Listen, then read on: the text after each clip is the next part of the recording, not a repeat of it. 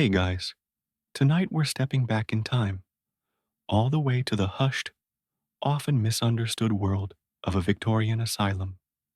Imagine it. You're standing before a grand, imposing edifice built of solid, unforgiving stone, perhaps red brick, or maybe even a pale, almost clinical gray. The air here feels heavy, thick with the scent of damp earth, disinfectant, and a faint, unidentifiable human tang. It's late afternoon, the sun casting long, skeletal shadows across the manicured lawns that surround the building. From a distance, you might mistake it for a grand country estate, a sanatorium perhaps, or even a particularly grim university. But as you draw closer, the barred windows and the sheer, unyielding scale of the place start to whisper a different story. The silence itself feels unnatural, a manufactured calm designed to soothe or perhaps to suppress. This isn't your cozy, modern day retreat. You're entering a place where rest often meant isolation and cure could be stranger than the illness itself. You probably won't survive a day here with your modern sensibilities intact, let alone your sanity. So, before you get comfortable, take a moment to like the video and subscribe, but only if you genuinely enjoy what I do here. And if you're listening, drop a comment below with where you are and what time it is for you right now. Now, dim the lights, maybe turn on a fan for that soft background hum, and let's ease into tonight's journey together.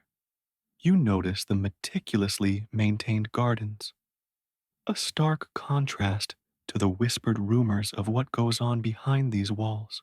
There are pathways winding through rose bushes, perhaps a small, almost whimsical fountain trickling in the distance, a sound barely audible over the gentle rustle of leaves.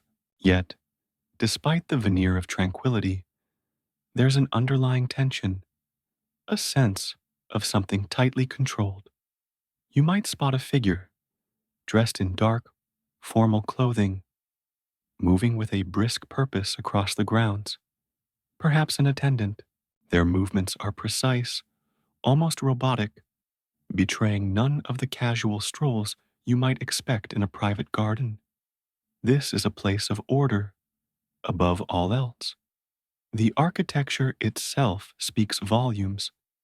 It's designed to be functional, yes, but also to impress, to convey a sense of gravitas and permanence. Many of these asylums were built with the idea of providing a calm, therapeutic environment, a haven away from the stresses of industrializing society. They were meant to be self-sufficient, miniature towns almost, with their own farms, bakeries, laundries, and workshops. You can almost hear the faint clatter of distant activity, the rhythmic churn of a washing machine, the distant clang of a blacksmith's hammer, all muffled, as if the very air itself conspires to keep the internal workings of the asylum a secret. One mainstream historical fact to consider: these grand institutions were often built far from urban centers, not just for the perceived benefits of fresh air and rural calm, but also to remove those deemed insane from the sight and upmul mind of polite society. It was a double-edged sword, a sanctuary, but also a form of convenient exile. A quirky tidbit you might not know is that some asylum grounds even had their own private cemeteries, quietly tucked away, a permanent resting place for those who never left. Imagine a small, unassuming plot of land filled with unmarked graves, each representing a life that ended within these walls, far from family, far from home. Historians still argue whether the isolation was truly for therapeutic benefit or primarily for societal convenience, a way to sweep inconvenient truths under the rug of the countryside. You can feel the quiet weight of these untold stories pressing down on you as you approach the main entrance, a heavy, ornate door that seems to breathe in the twilight. The facade itself, though impressive, also feels somewhat forbidding, a barrier between worlds. And as you get closer, you might just catch the faintest whiff of something truly unsettling. Not foul, but clinical, with an undertone of something wild, something contained. As the heavy, imposing door swings open, it doesn't creak dramatically like in a horror film. Instead, it moves with a surprising, almost unsettling smoothness, as if well oiled by countless entries and exits. You step into a grand, vaulted hall, the air cooler here, and somehow heavier. The light, filtering through stained glass windows, depicting serene landscapes or stoic allegorical figures, casts a muted, colored glow on the polished stone floor. The silence inside is even more profound than outside, punctuated only by the distant, rhythmic ticking of a grandfather clock or the faint, almost imperceptible shuffle of feet on a distant floor. This is the admittance hall, your first formal point of contact with the asylum's inner workings. You're greeted by a figure, likely a senior attendant or perhaps a nurse, dressed in a starched dark uniform. Their demeanor is professional, detached, yet with an undercurrent of weariness in their eyes. They don't offer a warm smile or a comforting hand.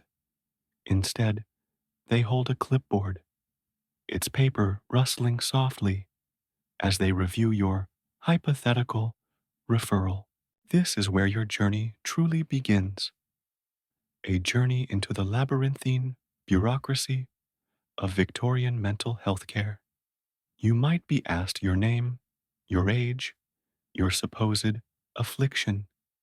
It's important to remember that in this era, the lines between physical illness, emotional distress, and outright psychosis were incredibly blurred.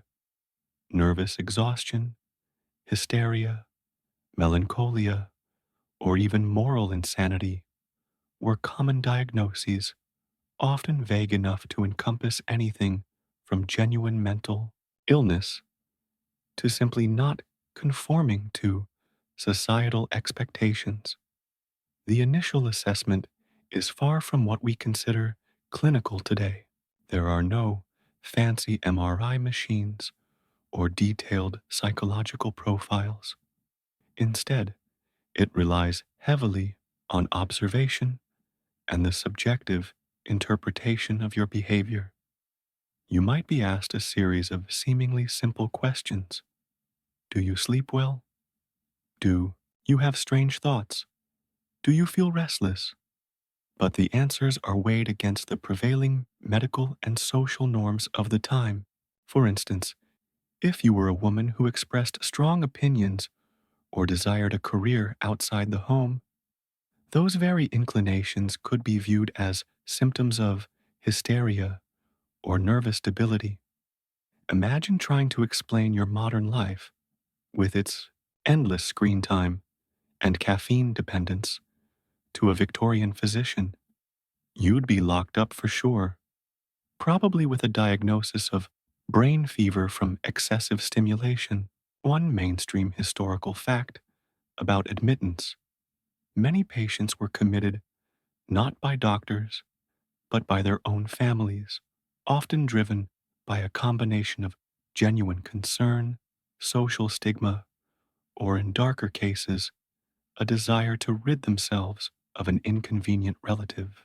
A quirky tidbit: some admissions were so arbitrary that people ended up in asylums for things as trivial as laziness or reading too many novels, especially for women.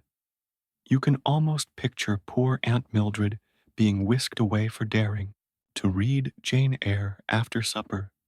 Historians still argue whether the medical profession genuinely believed in the broad spectrum of these diagnoses or if social pressures and a lack of understanding of mental illness played a larger role in filling asylum beds.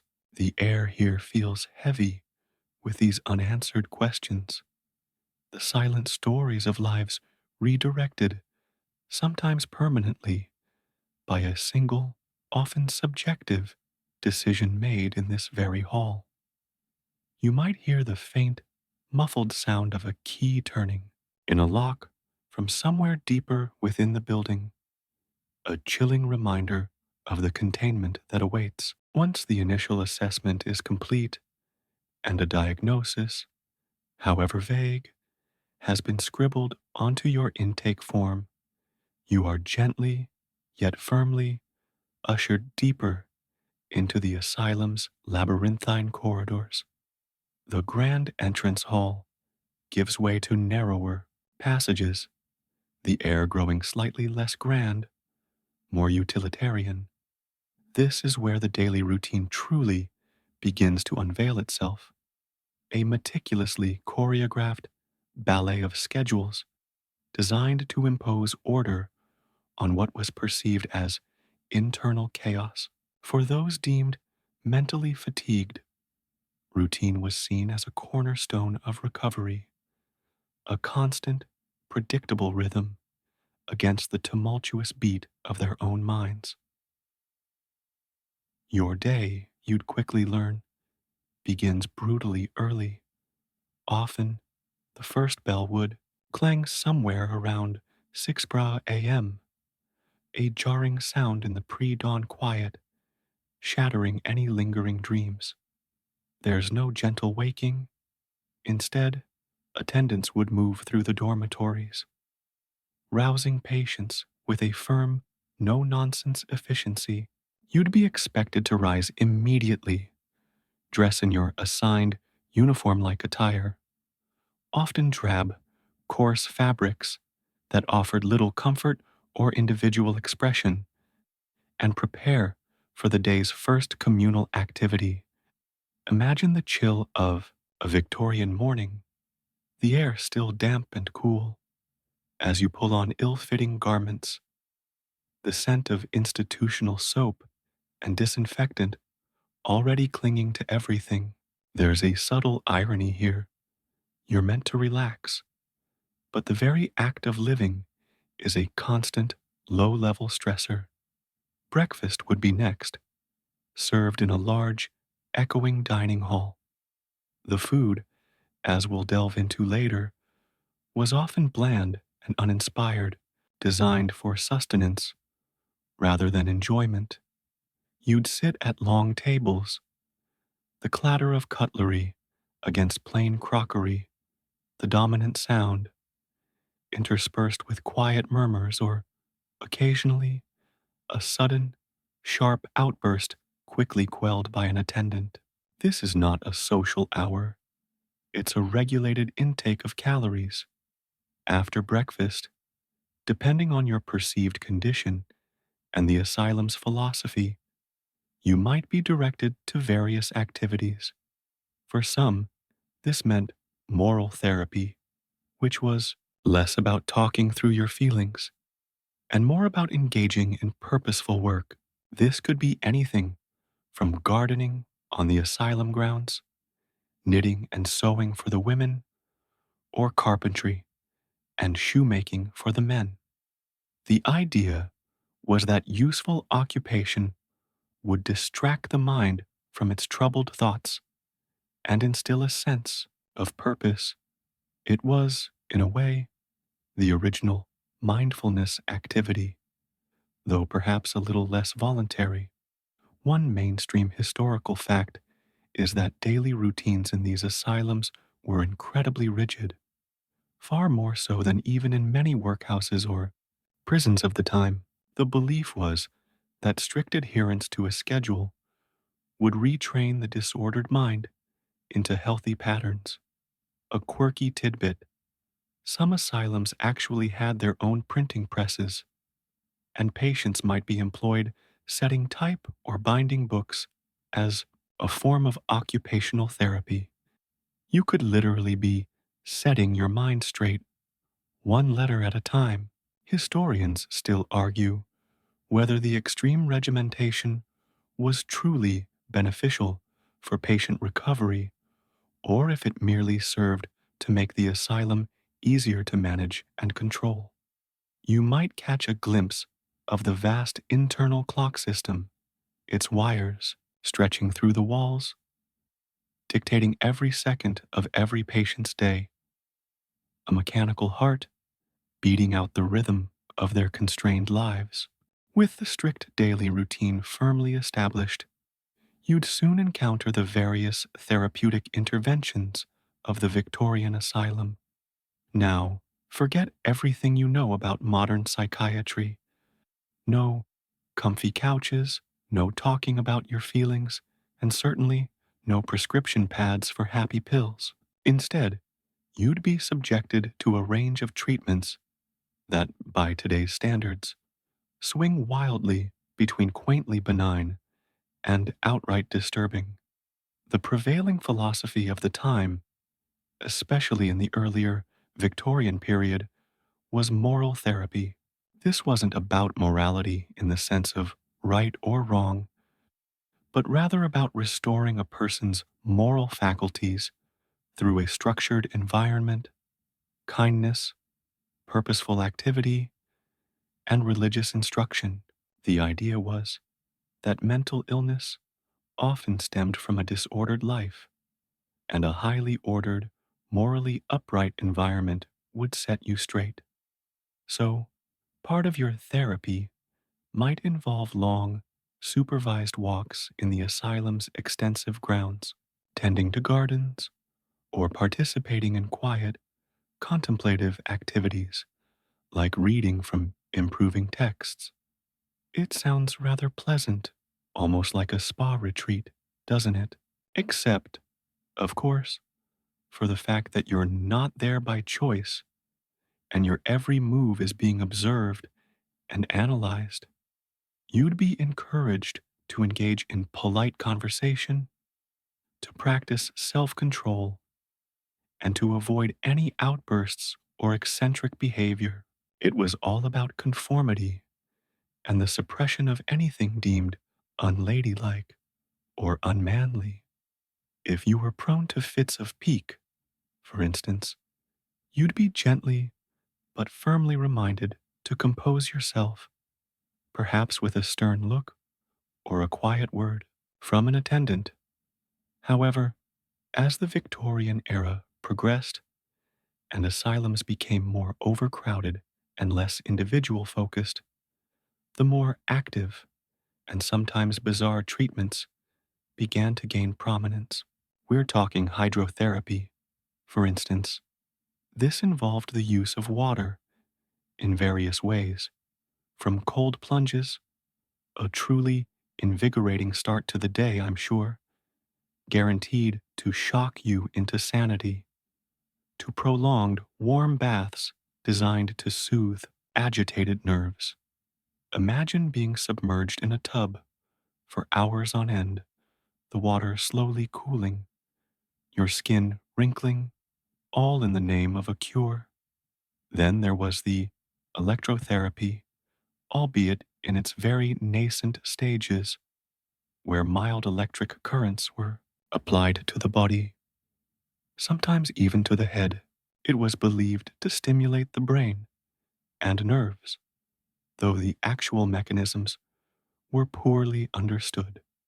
One can only imagine the subtle hum and crackle, the sudden jolt, and the desperate hope that this time it would work. One mainstream historical fact is that moral therapy, while well intentioned, often devolved into simple containment as patient numbers swelled. A quirky tidbit is that some asylums utilized rotational therapy, where patients were spun rapidly in a chair, believing that the centrifugal force would realign their disordered thoughts. You could literally be spun back to reality, a human merry-go-round of madness. Historians still argue whether these more invasive physical treatments caused more harm than good, or if they were desperate measures born of genuine medical ignorance and a lack of effective alternatives. The air in these treatment rooms would have been thick with the scent of water, ozone, and a faint metallic tang of fear and hope, all swirling together in a truly unsettling concoction. Now, who exactly ended up in these grand, often terrifying institutions? The patient demographics and causes of admission to Victorian asylums were incredibly broad, reflecting not just genuine mental illness as we understand it today, but also the societal anxieties, medical ignorance, and gender biases of the era. You might imagine only the truly mad confined here, but the reality was far more nuanced and, frankly, a bit unsettling. Anyone could, theoretically, find themselves within these walls, often for reasons that would baffle a modern mind. On one end of the spectrum, you had individuals suffering from what we would recognize as severe mental illnesses: schizophrenia, bipolar disorder, advanced dementia, or profound depression. These were often the cases where families genuinely struggled to cope and sought the only care available. But then there's the vast middle ground, filled with people whose afflictions were far less clear cut. For men, common diagnoses included general paralysis of the insane, often untreated syphilis, alcoholism, brain fever, a catch all for various neurological issues, or even overwork. Imagine being sent away because your boss worked you too hard, a genuine concern, but perhaps not asylum worthy by today's standards. You'd probably find half the modern workforce committed for overwork after a particularly intense spreadsheet session. For women, the list of potential causes for admission was disturbingly long and often intertwined with societal expectations. Hysteria was a rampant diagnosis, a convenient label for anything from anxiety and depression to a woman simply not conforming to her domestic role, expressing a desire for education, engaging in political activism, having a strong will, experiencing menopausal symptoms, or even postpartum depression could all be pathologized and lead to a woman being deemed mentally fatigued or unhinged. Poor Mrs. Smith, simply wanting to vote or have a spirited debate about the merits of a new bonnet, could find herself swiftly dispatched to the quiet countryside for a rest cure. It sounds like a punishment for having a personality, doesn't it? One mainstream historical fact is that poverty was a significant driver of asylum admissions, particularly for the working classes. If a family couldn't afford to care for a mentally ill relative at home, or if the individual became destitute, the asylum was often the only option, functioning almost as a workhouse with a medical veneer. A quirky tidbit: one recorded cause of admission was loss of position by female servant, suggesting that unemployment and the resulting destitution could be deemed a form of mental instability requiring institutionalization. Historians still argue whether the medicalization of social problems was a genuine attempt at compassion or a way to control marginalized populations. The air in the intake room, where these life altering diagnoses were made, must have been thick with unspoken fears and the quiet, desperate hope that something, anything, might help. After the often stressful intake process and the bewildering introduction to the asylum's rigid schedule, one of your most consistent interactions with the institution would revolve around food and sustenance. In the Victorian asylum, food wasn't just about nutrition, it was also considered a form of therapy, a way to build strength, and a reflection of the patient's perceived social standing and the asylum's budget. You wouldn't be ordering from a menu, that's for sure. Breakfast, as we touched on, was often a simple affair: porridge, perhaps some bread with butter and tea, hearty, perhaps, but unimaginative.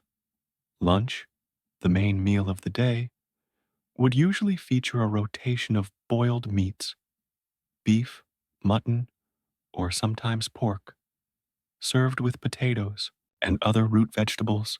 The cooking methods were generally plain, aimed at maximizing digestibility rather than flavor. Imagine plates piled high with rather bland, boiled fare, the kind of food designed to fuel a body, not to delight a palate. Vegetables might be overcooked, meats sometimes tough. It was a far cry from the rich, often elaborate meals enjoyed by the upper classes outside these walls. You might find yourself missing even the simplest home cooked meal. The absence of familiar flavors, a quiet torture. Dinner, served later in the day, was typically lighter, perhaps soup, bread, or leftovers from lunch. There wasn't much variation, and certainly no exotic spices or complex sauces. The sheer monotony of the diet would be a subtle, grinding burden. For the poorer patients, the diet was often even more restricted, sometimes consisting primarily of gruel and bread, barely enough to keep body and soul together. Conversely, in some of the more progressive or privately funded asylums, patients might receive slightly better fare, reflecting a belief that good nutrition was essential for mental recovery. Some institutions even brewed their own beer or grew their own vegetables on the asylum farms, a practical way to manage costs while ensuring a degree of self sufficiency. You might even have been assigned to help with the farming, feeling the soil beneath your hands, a strange blend of labor and therapy. One mainstream historical fact is that the quality and quantity of food in Victorian asylums varied enormously, depending on whether it was a county asylum, publicly funded and often overcrowded, or a private institution. A quirky tidbit: some asylum doctors believed that certain foods could exacerbate mental illness, and patients with particular diagnoses might have their diets severely restricted, sometimes to only milk or plain bread. You could literally be milked back to sanity, though it sounds more like a recipe for malnourishment. Historians still argue whether these dietary restrictions were based on genuine, if flawed, medical theory, or if they were simply convenient ways to manage difficult patients or save money. The dining hall, filled with the clatter of plates and the quiet, almost desperate consumption of bland food, would hum with the unspoken anxieties of its inhabitants, a silent testimony to lives lived on the bare minimum. With the strict schedule of treatments and meals dictating much of your day, Any opportunity for genuine recreation and social life within the Victorian Asylum was incredibly limited, yet profoundly important. You wouldn't find lively common rooms with board games or self-help groups. Instead, leisure time was structured, supervised, and often aimed at therapeutic benefit rather than genuine enjoyment. It was less about letting loose and more about controlled, improving activities. For those capable, walks in the asylum's extensive grounds were a common form of recreation. Imagine strolling along gravel paths, the scent of fresh cut grass or damp earth filling your nostrils. Perhaps watching an attendant trim a rose bush. These were not solitary wanderings. You'd be part of a supervised group, encouraged to engage in polite conversation, but always under the watchful eye of staff. The idea was that fresh air and gentle exercise would invigorate the body and calm the mind. If you were lucky, there might be a small aviary or a greenhouse offering a fleeting glimpse of nature's beauty. It sounds idyllic until you remember you're not there by choice, and the fresh air might be the only freedom you experience all day. Inside, recreation was even more restrained. For women, activities often revolved around domestic arts, knitting, sewing, or perhaps quiet reading from a limited, often moralistic, library. For men, it might be simple carpentry, basket weaving, or games like drafts, checkers, or chess, always in a supervised setting. Some asylums even had billiard rooms, but these were typically reserved for the more manageable or higher paying patients. There was a constant, low hum of activity, but it was rarely boisterous or truly joyful. Imagine a quiet afternoon, the clack of knitting needles, or the soft rustle of turning pages, punctuated only by the distant murmur of voices or the occasional, suppressed sigh. Communal gatherings were rare, and certainly not the social events you might be used to. Perhaps a weekly religious service, or a very occasional concert or lantern slide show would break the monotony. These were less about entertainment and more about providing a sense of community and moral uplift. You'd sit in rows, often segregated by gender or perceived illness, listening quietly, expected to derive solace from the shared experience. It was all about controlled stimulation, never anything that might overly excite or disturb the fragile minds of the patients. One mainstream historical fact is that outdoor exercise was widely considered beneficial, even for the severely mentally ill, a concept that largely remains true today. A quirky tidbit: some progressive asylums would occasionally host dances, but even then, patients were typically paired with attendants, ensuring a strict level of decorum. Imagine attempting a waltz while trying to remember you're institutionalized. Talk about a social dilemma. Historians still argue whether these forms of recreation genuinely improved patient well being or merely served as a means of passive control, keeping minds occupied and bodies tired. The air during these leisure moments would have been heavy with a quiet resignation, a subdued acceptance of the asylum's gentle yet unyielding embrace. Behind the scenes of every meticulously ordered day in the Victorian asylum were the attendants, the often unseen but ever present figures who formed the bedrock of the institution's daily operations. They were the frontline staff, the ones who dealt directly with patients, minute by minute, hour by hour.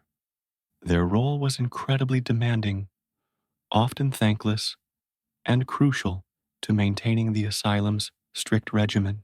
You would quickly come to know their faces, their particular mannerisms, and the subtle cues they used to manage the wards. Attendants were largely drawn from the working classes, often with little formal training in nursing or mental health. Their qualifications were typically strength, patience, and a willingness to follow orders.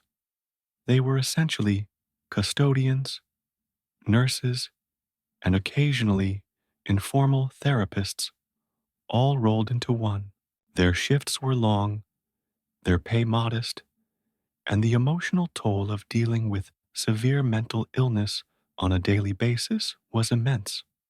Imagine spending your entire day surrounded by individuals experiencing delusions, hallucinations, or profound despair. It would be a profoundly draining existence, requiring an almost superhuman level of composure. They didn't have the luxury of going home to unwind in the same way we do now, with all our modern distractions. Their lives, too, were often intertwined with the asylum, living in staff quarters on the grounds. Their duties were extensive, waking patients, assisting with dressing and hygiene, serving meals, supervising occupational therapy, organizing recreational activities, and, crucially, managing difficult or agitated patients. They were expected to be firm but kind, to maintain order without resorting to excessive force. Though sadly, this was not always the case. Some attendants were undoubtedly compassionate individuals, genuinely dedicated to the welfare of their charges, offering quiet reassurance or a steady hand. Others, perhaps worn down by the stress or lacking in empathy, could be stern, indifferent, or even cruel. You might learn to distinguish between the attendants who saw you as a person in distress and those who simply viewed you as another case to manage. One mainstream historical fact is that the ratio of attendants to patients was often very low, especially in larger public asylums, leading to overcrowded wards and making individualized care a near impossibility. A quirky tidbit: some attendants would use their off duty hours to write detailed, sometimes surprisingly empathetic, observations about patient behavior in personal journals, offering a rare glimpse into the human side of asylum life from their perspective. It's like their own quiet reality TV show, but with much higher stakes. Historians still argue whether the prevalence of unqualified attendance was a consequence of economic necessity or a reflection of the low societal value placed on the care of the mentally ill. The wards, filled with the soft rustle of their uniforms and their low, steady voices, were their domain, and you, as a patient, were always within their orbit. Despite the best intentions of some attendants and the theoretical benefits of moral therapy, the reality for many patients in a Victorian asylum often involved forms of confinement and restraint. While the brutal chains and cages of earlier eras were largely, though not entirely, phased out, restraint was still a common practice, albeit in what was considered a more humane guise. You might find yourself subjected to these methods if your agitation or perceived madness became too difficult for staff to manage. The primary aim of restraint was not necessarily punishment, but control and safety, both for the patient and for others. One of the most common methods was the use of padded cells. Imagine a small, windowless room, its walls, floor, and even door lined with thick, quilted padding. The air inside would be still, slightly musty, absorbing all sound. There would be no sharp edges, no furniture, nothing that could be used to self harm or to cause damage. You might be placed in such a cell for hours, or even days if you were considered to be in a highly agitated or destructive state. The silence could be deafening, the isolation profound, offering little to distract a distressed mind. It was a sensory deprivation chamber designed to calm, but often serving to amplify internal turmoil. Beyond the padded cell, various forms of mechanical restraint were also employed.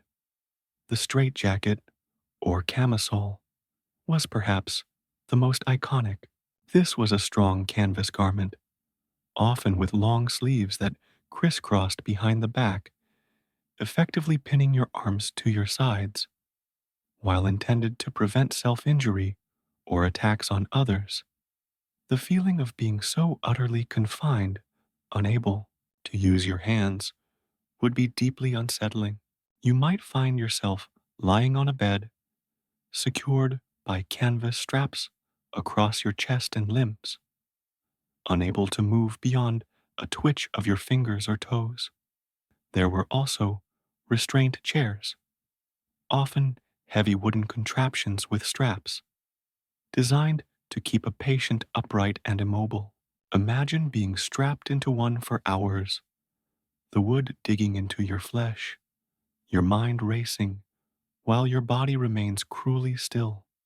One mainstream historical fact is that the move away from harsh physical restraints like chains was a significant reform in Victorian psychiatry, driven by the belief that such methods aggravated rather than soothed mental illness. A quirky tidbit: some asylums even experimented with restraint dresses for women designed to be worn like a garment, but with hidden straps that could be tightened to restrict movement. It was a fashion statement if your fashion statement screamed, "I cannot move my arms." Historians still argue whether these humane restraints were truly less psychologically damaging than their predecessors, or if they merely presented a more palatable public image for the asylum system. The air in these restraint rooms would have been thick with unspoken fear, the quiet desperation of a mind trapped within a body that could not move, a stark contrast to the outward serenity of the asylum grounds. Beyond the more restrictive forms of care, some Victorian asylums, particularly the more progressive or privately funded ones, embraced artistic and occupational therapy as a means of treatment. The belief was that engaging the mind and body in purposeful, creative work could distract from distressing thoughts, restore a sense of dignity, and even, in some cases, facilitate recovery. This was a softer, more gentle approach, a quiet counterpoint to the more forceful methods of the era. If you were deemed capable, you might find yourself in a large, airy workshop, the scent of wood shavings or paint lingering in the air. For men, this often involved practical skills: carpentry, shoemaking, tailoring, or even blacksmithing. Imagine the rhythmic clang of a hammer against metal, or the satisfying scrape of a plane smoothing wood. The focus was on producing useful items, whether it was furniture for the asylum itself, shoes for the patients, or clothing.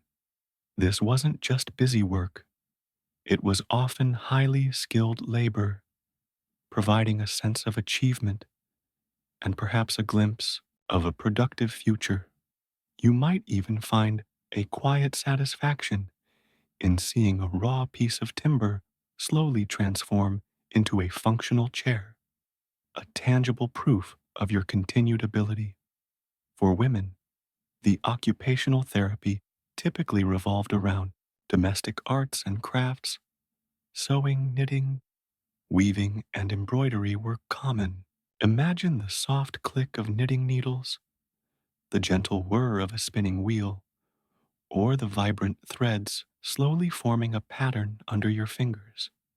These activities were seen as soothing, requiring focus and dexterity, and aligning with the era's expectations of female domesticity. Some asylums even had their own laundries or kitchens where patients could assist, learning or relearning valuable life skills. It was a quieter hum of industry, punctuated by soft murmurs and the rustle of fabric. There was a subtle irony in being cured by learning to darn socks, but for many, it provided a much needed sense of routine and accomplishment. One mainstream historical fact is that occupational therapy was a cornerstone of moral therapy, believing that purposeful work was essential for restoring mental balance. A quirky tidbit: some asylums encourage patients to contribute to the institution's annual reports or even newsletters, writing poems, short stories, or essays as a form of literary therapy. You might find yourself quietly crafting a sonnet about the asylum's prize winning cabbage, a strangely poetic endeavor. Historians still argue whether these therapies were truly rehabilitative or simply a convenient way for asylums to get free labor from their patients. The air in these creative spaces would have been filled with the quiet determination of hands at work, a gentle whisper of hope amidst the institutional calm. Despite the structured routines and various therapies, not everyone found solace or recovery within the asylum's walls.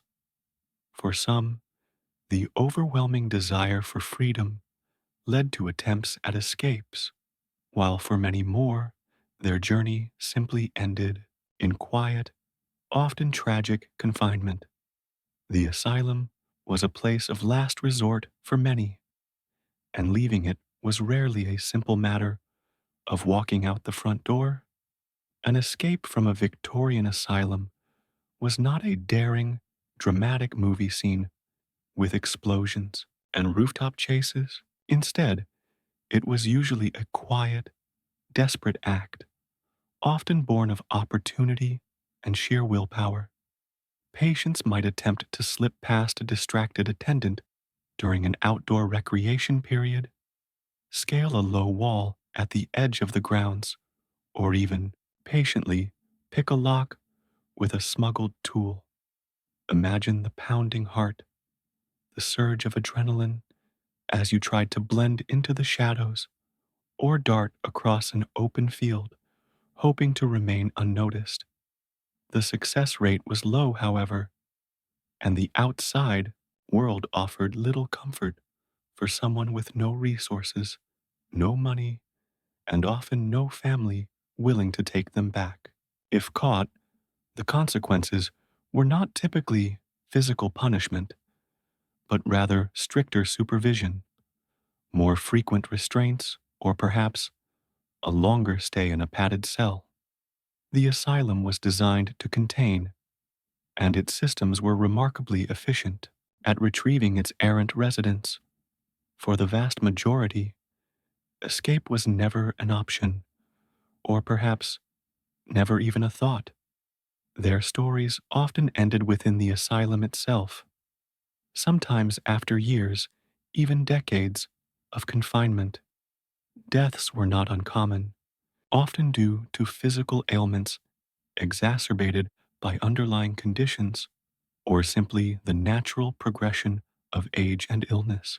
The Victorian era had limited medical knowledge, and many conditions we treat effectively today were then fatal.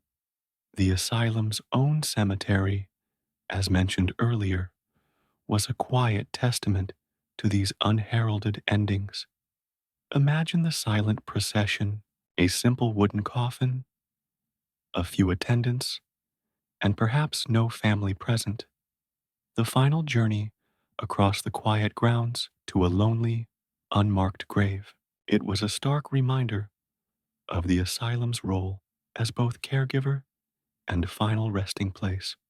One mainstream historical fact is that families often relinquished all legal guardianship once a patient was committed, making it incredibly difficult for individuals to ever be released, even if their condition improved. A quirky tidbit: some escapees, when recaptured, would report experiencing intense sensory overload from the sheer bustle of the outside world, finding the quiet asylum, ironically, more comforting. You could literally be overwhelmed by freedom.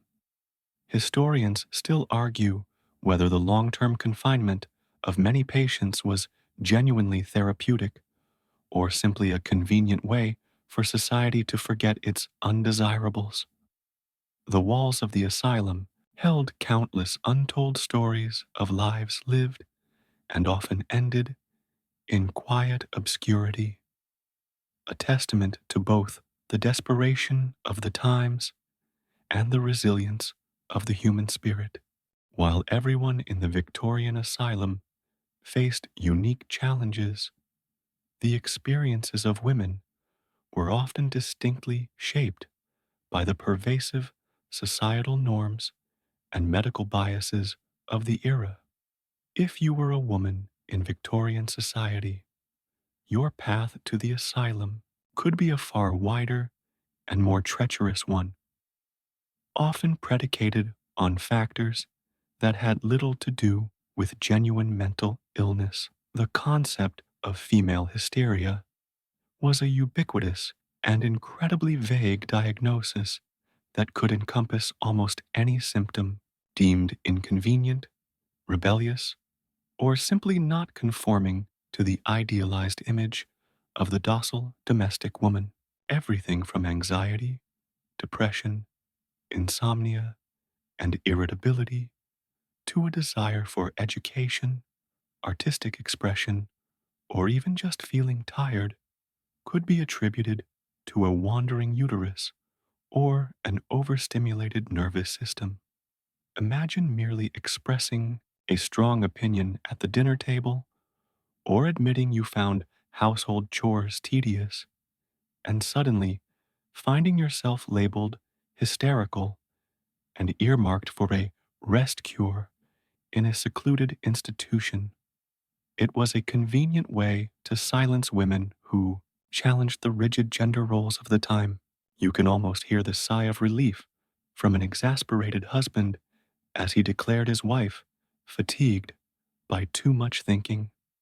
Beyond hysteria, women were also disproportionately committed for conditions related to their reproductive health: postpartum, depression, miscarriages, childbed fever, and the menopause were often poorly understood and could lead to severe emotional distress that was then pathologized as insanity. The prevailing medical view often saw a woman's entire being as inextricably linked to her reproductive organs, leading to invasive and often ineffective treatments. Furthermore, poverty and lack of social support hit women particularly hard. A single mother struggling to cope, or a woman left destitute, might find the asylum to be the only available recourse, albeit a terrifying one. One mainstream historical fact is that nervous disorders were considered a particular affliction of the educated, middle, and upper class Victorian woman, often linked to the perceived demands of intellectual pursuits or overly sensitive constitutions. A quirky tidbit: some asylum doctors particularly in America, believed that women could be driven mad by excessive reading, especially of novels, leading to the peculiar diagnosis of bibliomania. You might find yourself locked up for daring to finish that thrilling penny dreadful. Historians still argue whether the medical establishment genuinely believed in these gender specific diagnoses or if they were largely tools of social control, reinforcing patriarchal power structures. The hushed, often somber, female wards would have echoed with the quiet struggles of women whose freedom and sanity were often determined by the whims of a society that barely understood them. While the narratives of adults dominated asylum life, the disturbing reality was that children and the young were also frequently institutionalized in Victorian asylums, often for reasons that would shock and sadden us today. The line between childhood mischief, developmental delays, and genuine mental illness was incredibly blurry, leading to countless young lives being quietly absorbed into the asylum system. Imagine being a child, perhaps just 7 or 8 years old, and finding yourself within these imposing walls. Your perceived affliction might be something as seemingly trivial as being unruly, disobedient, overly excitable, or having learning difficulties. In an era before a sophisticated understanding of child psychology, ADHD, or autism, such behaviors were often pathologized and deemed a form of moral insanity or inherent defect requiring institutionalization. A child prone to tantrums or simply struggling in a rigid educational system could easily find themselves removed from their home and committed to a place designed for adults with severe mental illnesses.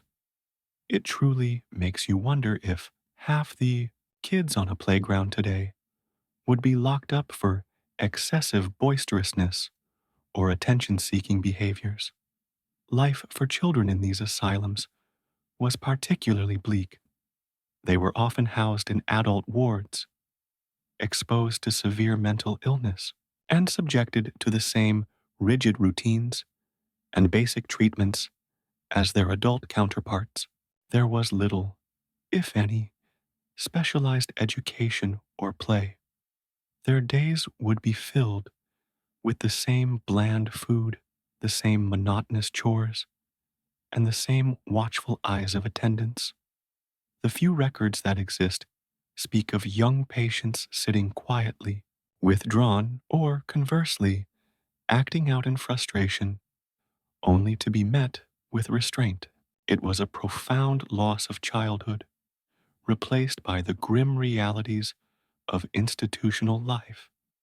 One mainstream historical fact is that many children were committed to asylums not because they were genuinely insane, but because they were orphaned, neglected, or had physical disabilities that families or poorhouses couldn't or wouldn't manage. The asylum became a convenient, if cruel, dumping ground for society's most vulnerable.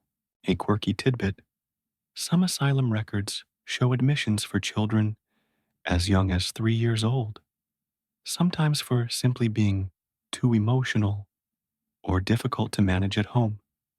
Imagine being 2 feet tall and already considered too much trouble for the outside world. Historians still argue whether the institutionalization of children was a desperate act of last resort by overwhelmed families or a systemic failure to provide appropriate support for vulnerable youth. The quiet corridors of the children's wards, filled with the absence of youthful laughter and play, stand as a somber testament to a bygone era's profound misunderstanding of young minds. Over the decades of the Victorian era, the initial public perception of the asylum began a slow but significant shift. What started as institutions of hope and moral uplift designed for healing and restorative care gradually transformed in the public imagination into places of fear, mystery, and despair. This evolving public perception deeply influenced how society viewed both mental illness and those who suffered from it.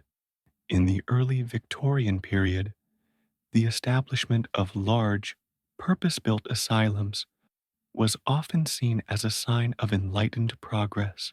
Before these institutions, the mad were often kept in deplorable conditions in workhouses, private homes, sometimes chained in attics, or even publicly displayed as curiosities. The new asylums, with their grand architecture, extensive grounds, and promise of moral therapy, were genuinely viewed by many as benevolent reforms. Philanthropists and reformers championed their creation, believing they offered a superior, more humane alternative. Imagine the initial relief of a family exhausted by caring for a loved one, hearing that a dedicated institution could provide professional care and a path to recovery. However, as the century wore on, overcrowding became endemic, especially in the publicly funded county asylums. More patients were admitted than could be effectively treated, leading to a decline in individualized care and a rise in mere containment. Reports of neglect, abuse by overworked or unsympathetic attendants, and the continued use of mechanical restraints began to filter out to the public. The very size and isolation of these institutions, once seen as beneficial, now fostered suspicion. The public began to view asylums less as places of healing and more as grim, secretive places where people disappeared. The popular press, with its sensationalist tendencies, played a significant role, often depicting asylums as madhouses filled with shrieking lunatics and cruel overseers. This image, though often exaggerated, began to overshadow the original ideals.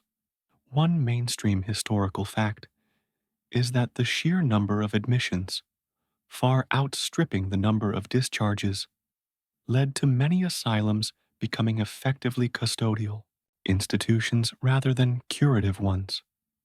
A quirky tidbit: the phrase lunatic fringe actually originated in the mid 19th century, referring to the less respectable or more agitated patients who might be seen or heard on the fringes of asylum grounds. So, you might literally have been part of the lunatic fringe if you were taking an unsupervised walk near the fence. Historians still argue whether the decline in asylum reputation was primarily due to genuine failings within the institutions or a broader societal discomfort with mental illness itself, preferring to keep it hidden.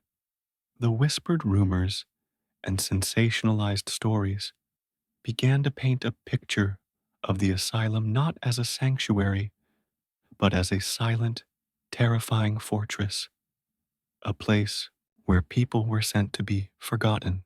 As the Victorian era drew to a close and the 20th century dawned, the asylums, once symbols of progress, began to face increasing scrutiny.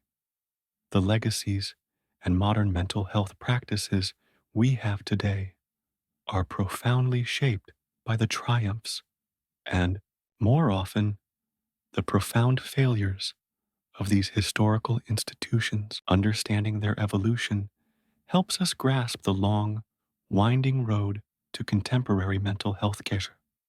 The grand, isolated asylum, with its self-contained world and rigid routines, eventually became unsustainable. Overcrowding continued to be a critical issue, leading to chronic understaffing and a further decline in patient care. The very treatments that were once seen as innovative, like hydrotherapy or rudimentary electrotherapy, were often proven ineffective, or worse, harmful. Public and professional disillusionment grew, fueled by reformers who advocated for more humane and evidence based approaches. This growing awareness eventually led to a paradigm shift from large, centralized institutions to more decentralized, community based care. The realization slowly dawned that simply isolating individuals with mental illness didn't necessarily cure them. It often exacerbated their problems and robbed them of their autonomy. The mid 20th century saw the beginning of the deinstitutionalization movement. Advances in psychopharmacology, particularly the development of effective antipsychotic medications, meant that many patients who had been confined for decades could now manage their symptoms outside of an asylum setting. The massive, imposing buildings that once housed thousands began to empty, their very size and structure deemed antithetical to modern therapeutic practices. Many were abandoned, left to decay, or repurposed for other uses: universities, condominiums, or even museums, silent monuments to a controversial past. The shift was towards integration, not isolation, towards individual therapy and support within society rather than removal from it. One mainstream historical fact is that the widespread closure of large psychiatric hospitals in the latter half of the 20th century, often termed deinstitutionalization, was a global trend. A quirky tidbit: some of these former asylums, with their eerie histories, have become popular locations for ghost hunters and urban explorers, their decaying grandeur attracting those seeking thrills or a morbid connection to the past. You could literally be exploring the haunted remnants of what was once someone's entire world. Historians still argue whether deinstitutionalization was a complete success, as it also led to challenges like homelessness and inadequate community resources. For many formerly institutionalized individuals, the echoes of the Victorian asylum, its quiet despair and fleeting hopes, still resonate in our ongoing conversations about mental health, reminding us of how far we've come and how much further we still have to go. Word count 1058. And now, as the last rays of this historical journey fade, let your mind drift away from the grand, silent halls of the Victorian asylum. Feel the soft weight of these stories settle, not as a burden, but as a quiet understanding of the human past. The faint scent of old stone and polished wood, the whispers of lives once lived within those walls, are now just gentle memories. You are safe, warm, and utterly comfortable in your own space, far removed from the strict routines and curious therapies we've explored tonight. Let the soft hum of the fan or the quiet stillness of your room lull you deeper into relaxation. The heavy doors of the asylum are closing now, not with a clang, but with a barely perceptible sigh, as the last of its echoes fade into the quiet night. Allow your breath to deepen, your muscles to soften, and your thoughts to quiet. There is only peace here, a gentle darkness inviting you into a restful sleep